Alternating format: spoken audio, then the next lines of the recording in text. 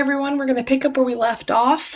We just finished up with the early American periods, and now we're going to start moving into the 18th century on the different exterior home styles. So we're going to introduce some new information. The 18th century in the US showed us basically introduced two different types of period. We had the Georgian period and then the federal period.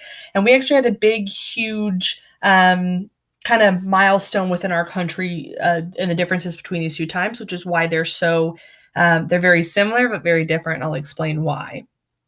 So the Georgian period was named after all the English kings during the time, because remember we saw there was a lot of English control over here and everything like that. So we had a major influence, and of course it was the whole being over in Great Britain and everything like that, and a lot of where our settlers came from. So the kings during this time were King George I, King George II, and if you guessed it correctly, it was King George III. So we brought over a lot of styles that were popular over in England, and we brought those over, and that's how we kind of get that Georgian period.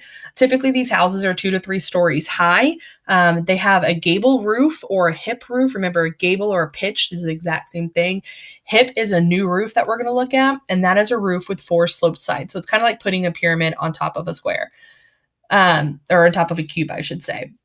So all the ends go in, you can kind of see it right up there that all of these have an angle into it, and it's not just straight up at the top like a normal gable roof would be. Georgian period is also known for large windows, and they have a lot of window panes. So here's some larger windows, and then within each of these windows, it's a little blurry, and I apologize for that, but within each of these windows, you've got all these different types of kind of mapped out window panes.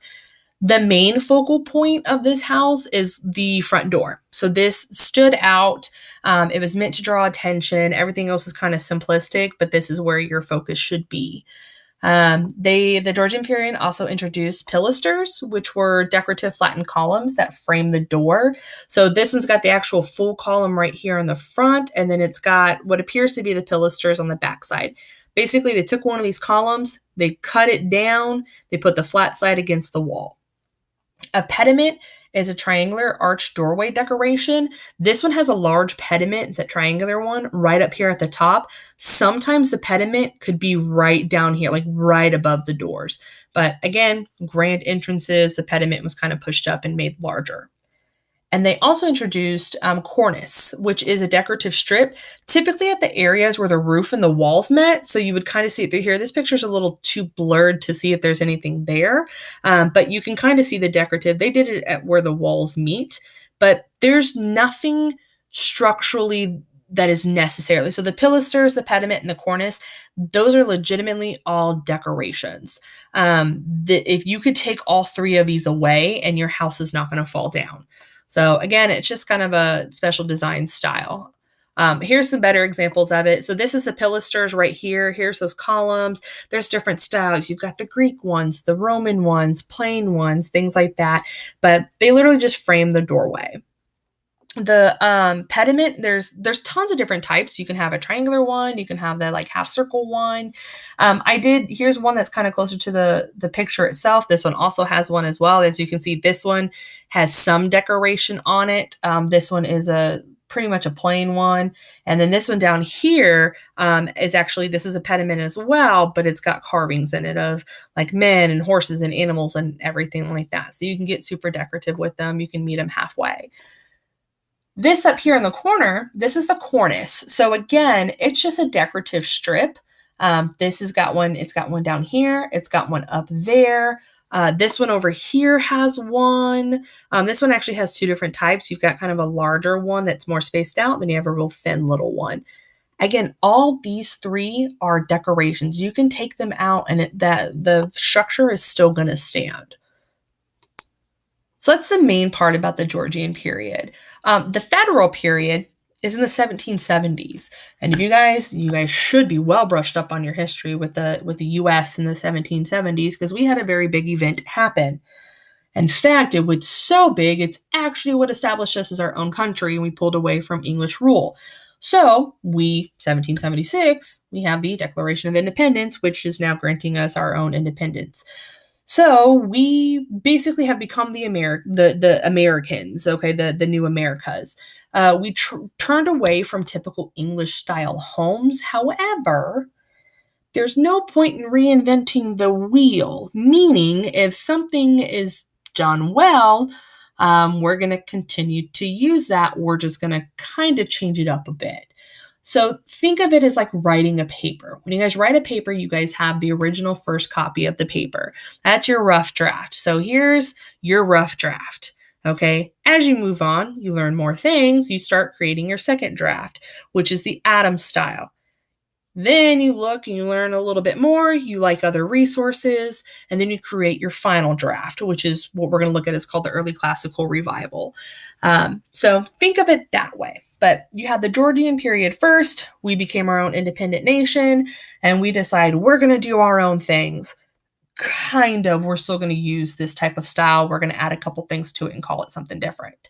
So two design styles were developed that use ideas from the English, but we essentially, quote unquote, Americanized them. And that's the Adam and the early classical revival. So here's the Adam style. Looks very, very similar to this, just kind of smaller. But yeah, still rounded doorway, still a bunch of windows, still symmetrical.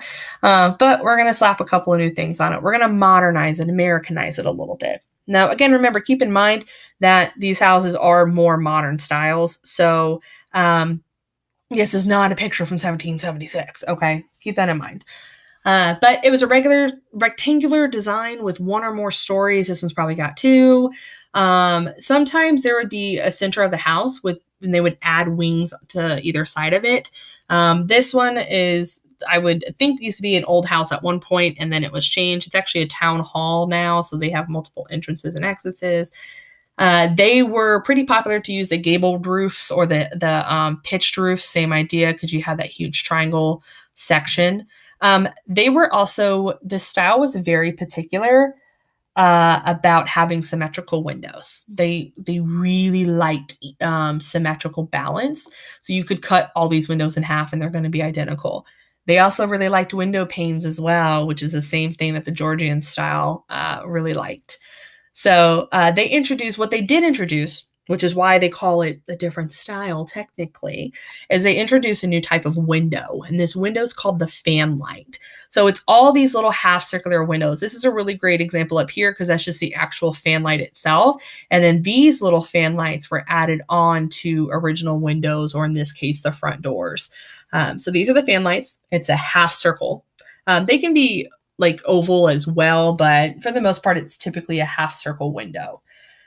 They were often above the doors, or they would be in the pediment, kind of like this one. I would consider this to be a pediment, even though it's not a structure that jumps out like these do. And like this one does as well. But this one is still, it's got the cornice in there. It's meant to stand out. So basically, this is the Georgian, but we added a new window. So now we're going to call it the Adams style. The other style we're going to look at is the early classical revival style, which is popular 1770 to 1830, give or take a decade. When you do some research on this, some will tell you it starts in 1780 and ends in 1820, or 1760 to 1830. It's around this time period. It's about, give or take, 50 to 60 years of popularity. Same thing with the Adams style. A lot of these designs were based off ancient Rome. They are mostly used for government buildings. The most famous example, one that we have here in the US, is going to be the White House. So this is very much the style of the White House. The shape of the building, the windows, the fan lights, all that is the same as the Adam. What we've added to the Adam to call it the early classical revival is this huge structure right here called a portico. That's just a fancy word for a porch, a big open porch. So we've got the columns here. Okay, which, if you guys remember, the columns were kind of reminiscent of the pilasters, except these are full columns. You do need these columns for this to work. So if you take these columns away, yeah, this will all come crashing down. So But if you were to take away this entire portico, if you take away the columns and you take away the porch, you still have an Adams-style house. Symmetrical windows, you've got a lot of window panes, an elaborate front door, you've got the pediment. So basically, we're just adding layers onto a prior style, and we're calling it something new. So this one also typically does have the pediment with it. This is a huge pediment, and that's all part of it. So the difference between the Adams style and the early classical revival style is going to be this portico. So that's about the 1800s or 18th century. I'm sorry, it would be the 1700s. And so your assignment again is attached at the end. A couple of questions to ask.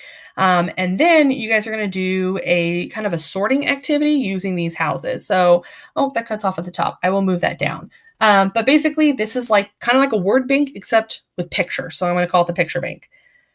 So what you're going to do is you're going to copy and paste these pictures according to the categories on the next slide. So your word bank is on slide, I'm sorry, your picture bank is on slides 11. Slide 12 is asking you for the Georgian style. Slide 13 is asking for the salt box style, and slide 14 is asking you for the Cape Cod. I know you're asking me, why are you asking us about those? Those are Old English styles. Technically, when you look at their descriptions and you look at the relationships of Cape Cods and salt boxes versus the Georgian federal styles, these are actually like two subcategories from the Georgian style. So these are all, think of them like cousins. Like these two are like sisters, okay, or brothers. The salt box and the Cape Cod are like siblings, and then they are related to the Georgian style. And then also that in turn would make them related to the federal style because of their similarities. So you're going to cut the picture from here. You know, you can highlight it, right click it, hit cut. And then you're going to tell me which style this fits. If it doesn't look like it fits, it may not, because some pictures right here, some pictures are decoys. They will not be used. So you can either delete them off from here or you can just leave them on this slide. I want you guys to make sure that you're kind of thinking, okay? And then, like I told you, some pictures are from earlier centuries that we've already gone over, so you want to refer to your other notes. I have given you guys a hint at how many should be on each slide. Okay, so make sure you read those, and then make sure you go back and answer these questions right here. Okay, so I want to know what makes this feature a Cape Cod, what features make that a Cape Cod, what features makes this a salt box, and then these two right here. So if you guys have any questions, you guys know to email me, okay?